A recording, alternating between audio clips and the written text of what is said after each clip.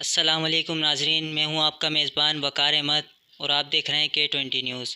آج ہم موجود ہیں کراچی کے علاقے لانڈی 36 جی میں، اور ہمارے ساتھ موجود ہیں حضرت علامہ مولانا اکرام نقشبندی صاحب، جو کہ عوام الناس کو کچھ میسیج دینا چاہتے ہیں۔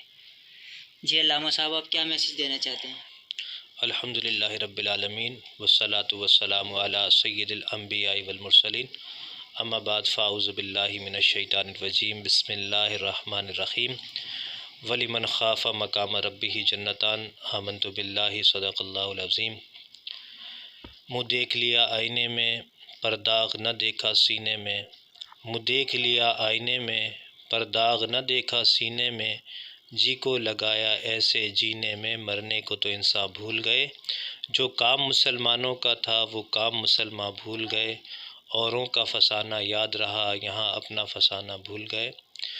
قرآن مجید فرقان حمید میں اللہ رب العزت نے ارشاد فرمایا، وَلِمَنْ خَافَ مَقَامَ رَبِّهِ جَنَّتَانِ، کہ جو اللہ کے حضور کھڑے ہونے سے ڈریں گے، اللہ تبارک و تعالیٰ انہیں 2 جنتوں سے نوازے گا۔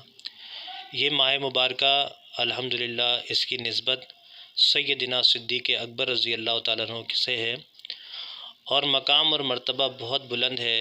میرے آقا علیہ الصلاۃ والسلام نے ارشاد فرمایا کہ بروز قیامت اللہ تبارک و تعالیٰ جنت کی کنجیاں مجھ محمد کو عطا فرمائے گا، اور وہی چابیاں میں صدیق اکبر کے ہاتھ میں دے دوں گا، اور وہ جسے چاہیں گے جنت میں داخل فرمائیں گے۔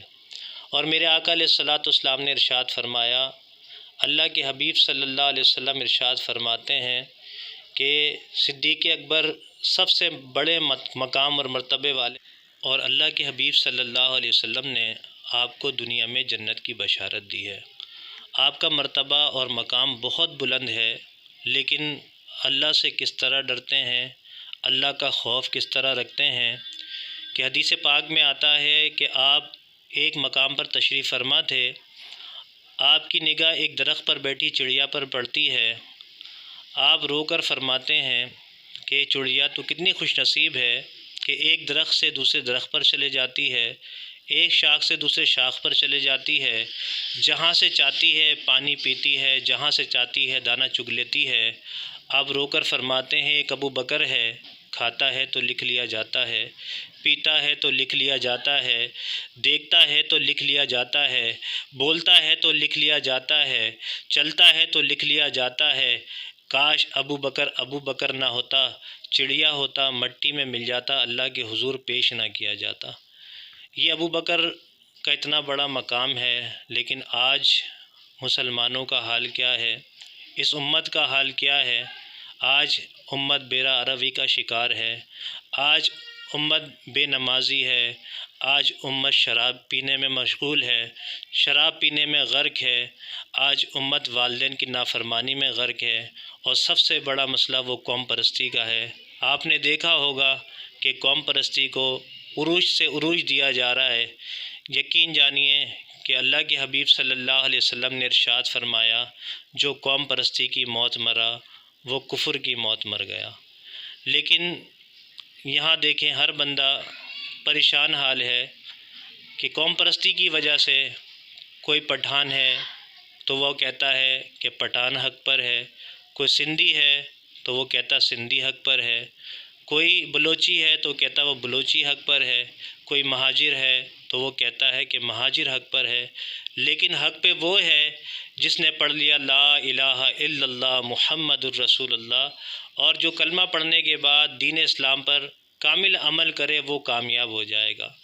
اور جس نے کلمہ تو پڑھ لیا، کلمہ گو تو ہے، لیکن وہ کلمہ پر عمل نہ کرے، کلمہ پڑھنے کے بعد وہ دین اسلام کو پس پش ڈال دے، نماز کی ادائیگی نہ کرے، دین پر عمل نہ کرے، رسول پاک صلی اللہ علیہ وسلم کی تعلیمات پر عمل نہ کرے، تو وہ دنیا سے ناکام لوٹ جائے گا۔ تو یاد رکھیں کہ یہ قوم پرستی کرنا، اللہ کے حبیب صلی اللہ علیہ وسلم نے جس طرح فرمایا کہ وہ کافر ہو کر مرتا ہے، تو ہمیں کرنا کیا ہے؟ ہمیں دین اسلام پر کامل عمل کرنا ہے، رسول پاک صلی اللہ علیہ وسلم کی تعلیمات پر کامل عمل کرنا ہے، تاکہ اللہ رب العزت ہم سے راضی ہو جائے۔ یقین جانیں کہ میں نے خود دیکھا، میڈیا پر میں نے خود دیکھا کہ ایک شخص کی ایک قوم والے سے لڑائی ہوئی، وہ دوسرے قوم والا تھا، کچھ بحث و مباحثہ ہوا، اس نے کیا کیا کہ دوسرے مسلمان بھائی کو قتل کر دیا۔